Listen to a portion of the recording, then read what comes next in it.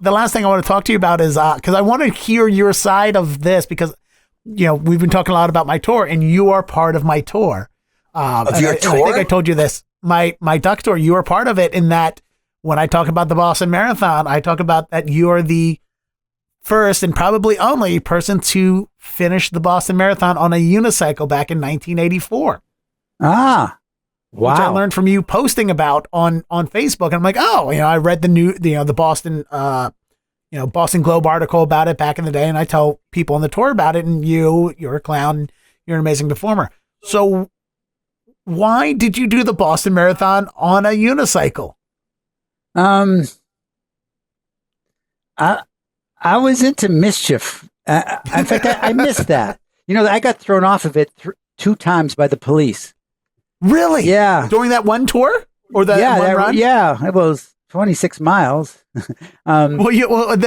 thing about it is you weren't an official competitor. The Boston Marathon, you have to qualify for it. I put what I thought looked official. I put a tag that said, "You won." By the way, I overdressed for that. I didn't. Until you unicycle 26 miles. You don't realize how much heat you're going to generate. And it was a very cold, wet day. But when I finished, I was cold and even, no, I wasn't cold. I was hot and wet. Yeah. But it was because they have it, in early April and it was a raw day. But anyway, people now can do that easier because they've now built bigger wheels. I'm like to be remembered that I did that with a small wheel. It was a little 24-inch wheel. 24-inch wheel? Yeah, now on the internet, they have unicycle factories that make all kinds of different sizes, and the internet's really helped. Could be because the article I read was you were talking about doing it, so you basically announced you're going to do it, and then had to hold yourself to doing it. Was there anything behind the wanting to do it as other than I'm going to see if I can do it? Oh, wouldn't it be funny if I did this? Yeah, wouldn't it be funny? Yeah, I thought so. I thought having that U1 and crossing and also I kind of it was a great way to do something that was kind of athletic without having to do the grueling training of actually running it. But to the novice, I think it looks just as impressive, if not more. But even though I didn't have to train as hard as someone who really ran the whole thing, Is there any way how long it took you to do the Boston Marathon on a unicycle? Oh, well, yeah, I timed it. It was 3 hours and 14 minutes. Shut up! 3 hours and 14 minutes. Mm-hmm. And now, if you got a big wheel, you could do it a lot faster. But like I said, my feet were. I don't know if you can see it. I was going like this on the little wheel.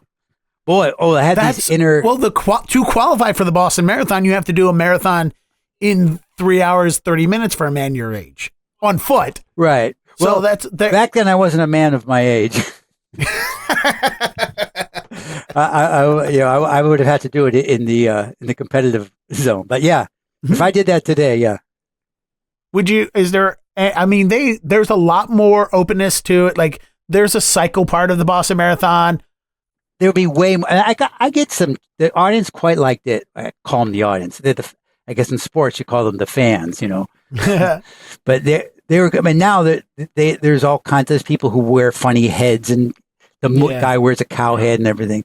There was a little of that then, but not as much. And so, I mean, only a few years before they had no women. I think women just had come in. 1972. It was run by the BAA was conservative. That's probably why the police threw me off. Oh, trust me. I talked about Catherine Switzer too, who was the first official woman to run. Other women tried running it before, unofficially, much like you. They jumped over a fence and they ran until someone gave up chasing them. But yes, Catherine Switzer was more like that. Almost tackled. It was more like that. I was knocked off the guy in charge of it. Yeah, I would. Yeah. So yes, you're empathizing with back in those days. It was hard ass. Is there any thought of trying it again? Since it's probably more acceptable now? Well, kind of did that. And also now there's so much bigger wheels. They go a lot. As far as stunts, I mean, I'm into two wheels now. I really love to bicycle.